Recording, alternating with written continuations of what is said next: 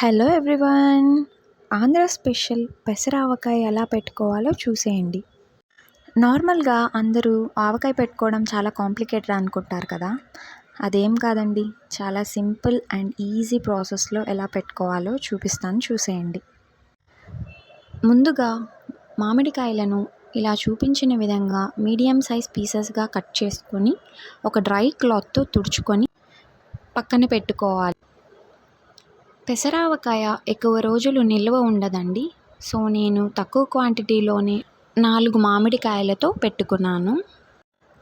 First మనం మామిడికాయ ముక్కలను కొలుచుకోవాలి. నేనైతే ఈ కప్పుతో కొలుచుకున్నాను. నాకు 2 కప్పుల మామిడి ముక్కలు వచ్చాయి.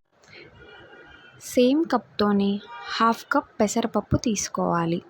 2 కప్పుల మామిడికాయ ముక్కలకు 1/2 కప్ పెసరపప్పు తీసుకొని స్టవ్ మీద ప్యాన్ పెట్టి పెసరపప్పును వేసుకొని లో ఫ్లేమ్లో డ్రై రోస్ట్ చేసుకోవాలి.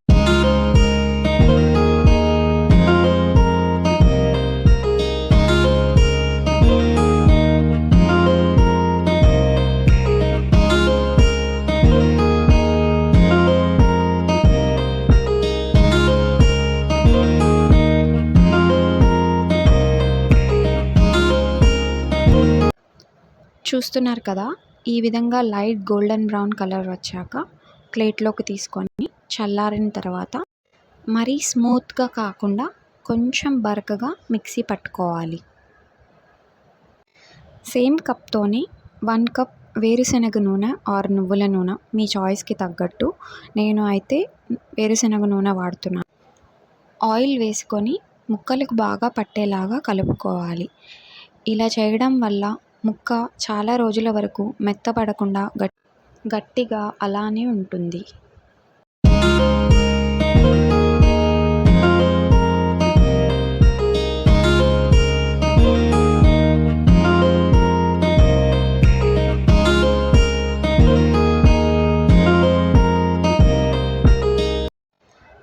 తరువాత మనం గ్రైండ్ చేసి పెట్టుకున్న పెసరపిండి వేసుకొని 1/2 కప్ మిరప్పొడి, 1/4 కప్ ఉప్పు, చిటికెడు పసుపు, కొంచెం ఇంగువ వేసుకొని బాగా కలుపుకోవాలి.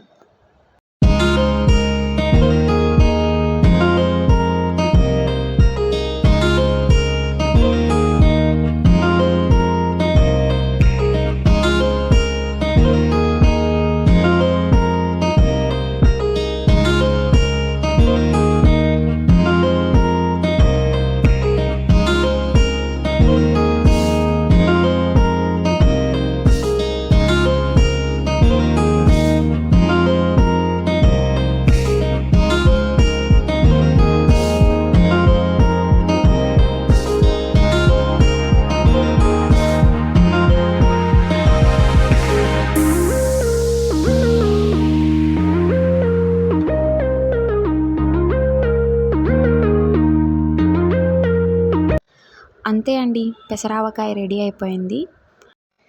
ఈ ఆవకాయని జాడీలో కానీ glass jar or any air tight కంటైనర్లోకి షిఫ్ట్ చేసుకోవాలి. 3rd డే ఓపెన్ చేసుకొని సాల్ట్ ఆర్ ఆయిల్ ఏదైనా తక్కువ అనిపిస్తే యాడ్ చేసుకోవచ్చు.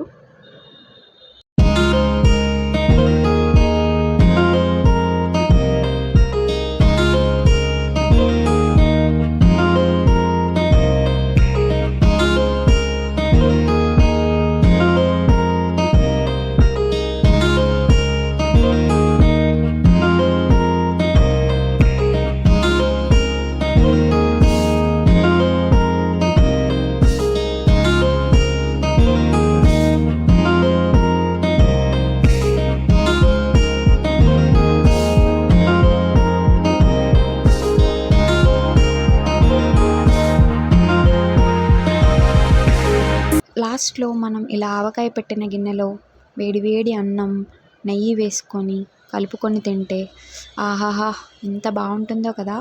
మీలో ఇలా ఎంతమంది ట్రై చేశారో కమెంట్ చేయండి. వీడియో నచ్చితే please do like, share and subscribe to our channel. Thank you for watching. Bye.